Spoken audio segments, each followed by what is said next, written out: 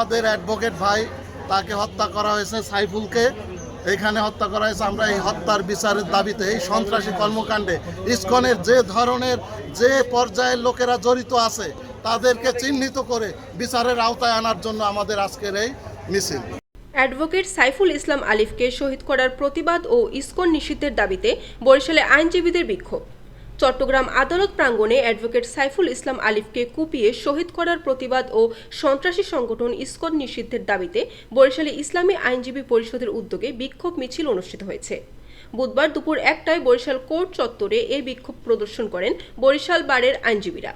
এ সময় উপস্থিত ছিলেন ইসলামী আন্দোলন বাংলাদেশের কেন্দ্রীয় আইন বিষয়ক সম্পাদক ও সুপ্রিম কোর্টের সিনিয়র আইনজীবী অ্যাডভোকেট শওকত আলী হাওলাদার, ইসলামী আইনজীবী পরিষদের কেন্দ্রীয় সাধারণ সম্পাদক অ্যাডভোকেট মশিউর রহমান, কেন্দ্রীয় অ্যাসিস্ট্যান্ট সেক্রেটারি ও বরিশাল বার সভাপতি অ্যাডভোকেট শেখ আব্দুল্লাহ নাসের, অ্যাডভোকেট আব্দুল করিম সহ বরিশাল বারের আইনজীবীরা। এ সময় আইনজীবী নেতৃবৃন্দ বলেন, চট্টগ্রামে আলিফ হত্যাকাণ্ড কোনো বিচ্ছিন্ন ঘটনা নয়, এটা সন্ত্রাসী ও জঙ্গি গোষ্ঠী ইসকনের দীর্ঘদিনের নৃশংস হত্যাযজ্ঞের একটি দৃশ্যায়ন। সুতরাং এই ঘটনাকে সর্বোচ্চ আমলে এনে জড়িতদের দৃষ্টান্তমূলক সর্বোচ্চ শাস্তির ব্যবস্থা করতে হবে।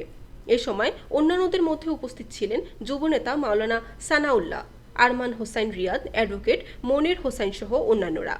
বরিশাল.নিউজ।